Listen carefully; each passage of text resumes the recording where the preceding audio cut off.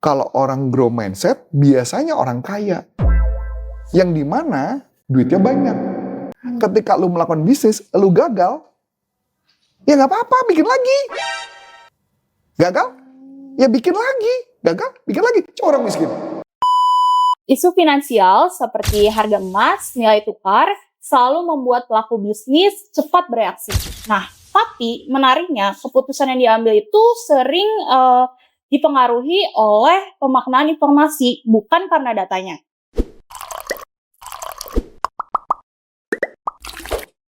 Halo Coach. Hai. Halo.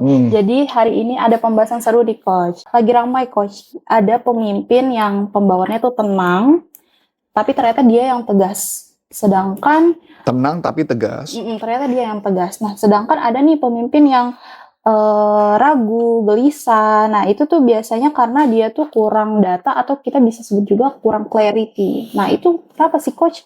Kenapa bisa terjadi gitu? Sebenarnya kan gini ya, pada dasarnya ya, setiap orang, kita kan coba cerita dulu deh gambar yang paling besarnya, yang paling basicnya dulu deh, paling gampang begini loh. Kan setiap perilaku itu kan pada dasarnya kan ada habit yang dia ciptakan di awal. Misalkan contoh gitu ya, kalau saya ngelihat segala sesuatu, saya tipe orang dan tim saya tahu, saya tipe orang yang tidak sempurna. Karena saya tidak tipe yang tidak sempurna, saya tipe orang yang go for it, jalanin aja. Nah, kalau dalam konteks action, karena saya nggak mau kebanyakan mikir. Karena kalau kebanyakan mikir, yang ada malah banyak mental block dan mereka nggak jalani. Saya kasih contoh yang gampang ya, paling gampang. Ketika kamu mau ngerjain sesuatu, gue mau ngerjain sesuatu, terus nggak berapa lama, lu diem sejenak aja, otak lu muncul tuh ketakutan tuh. Takut salah. Takut ini, takut itu. Iya. Ini bener nggak? Gue jalanin ntar salah, ntar gue jalanin itu nggak bener. Nanti nggak sempurna nih. Nah, akibat ketakutan itu akhirnya malah nggak jadi jalan. Iya, benar. Nah, satu-satu jalan kalau saya adalah lebih baik ketika muncul satu buah ide langsung ditulis.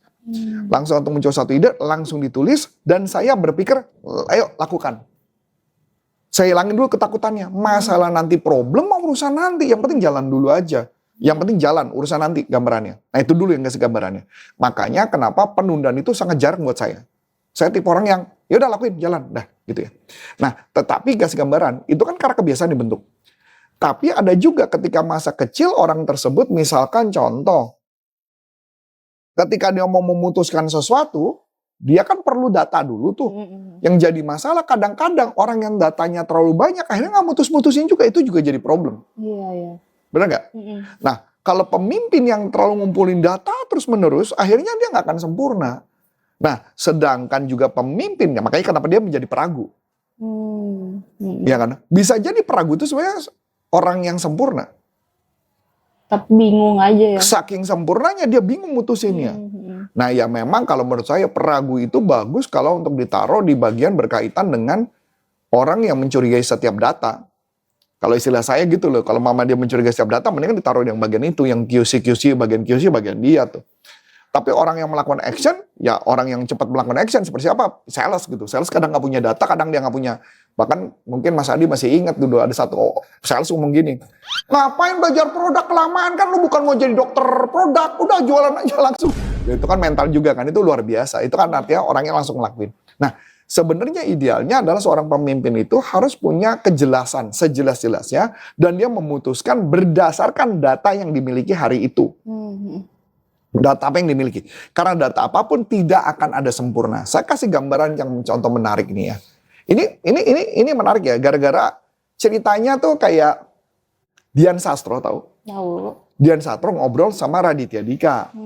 Dia ngobrol.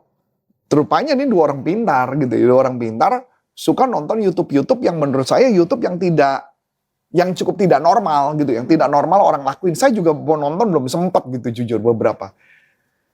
Raditya Dika menyebutkan ada beberapa tokoh-tokoh terkenal, profesor tertentu, dan Dian Sastro juga dia menyebutkan satu yang namanya Profesor Jiang.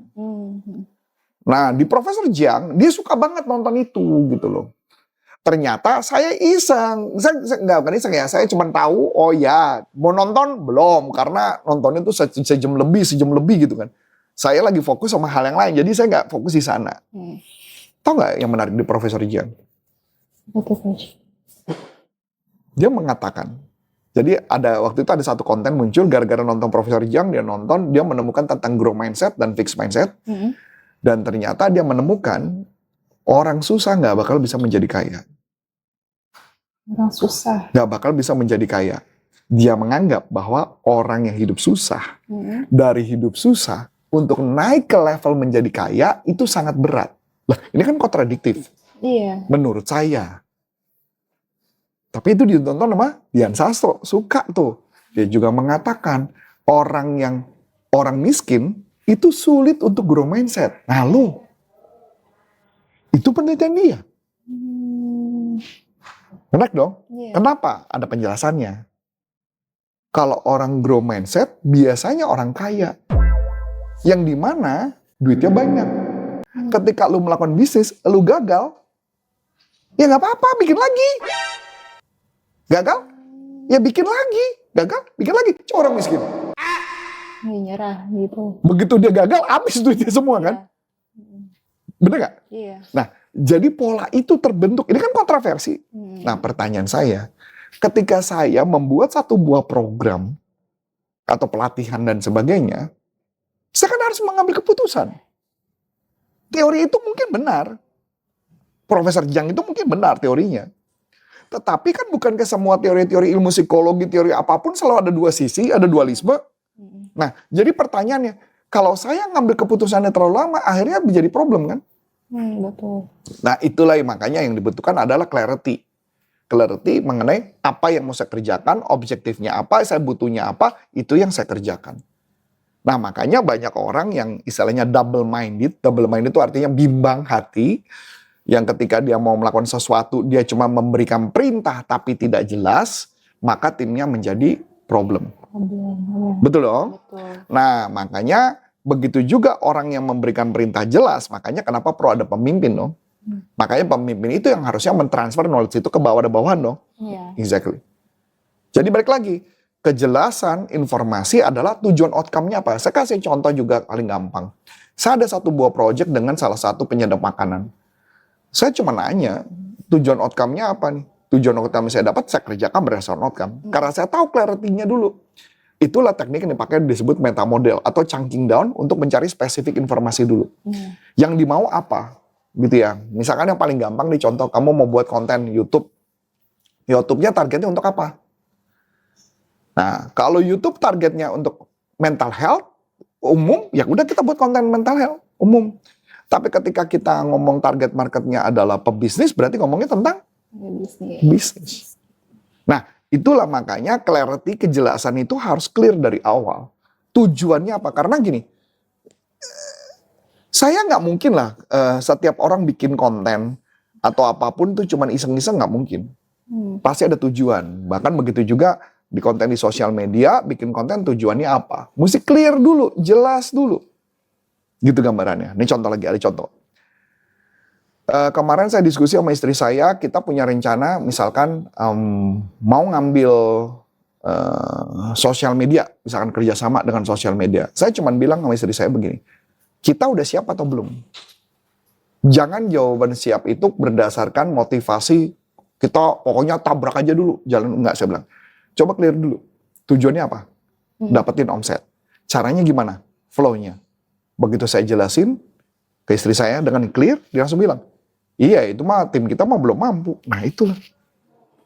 Nah kayak gitu tuh maksudnya. Artinya maksudnya flow-nya kalau belum beres, kita pahamin flow-nya dengan jelas, maka kita bisa ngambil keputusan iya atau tidak. Bukan artinya, oh bisa lah pokoknya hajarlah, keluarin duit lah.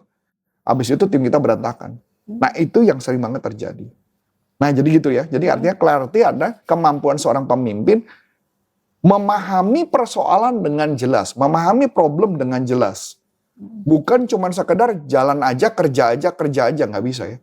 Kerja mulu tanpa mikir juga mati kayaknya ya. Iya. Iya nggak?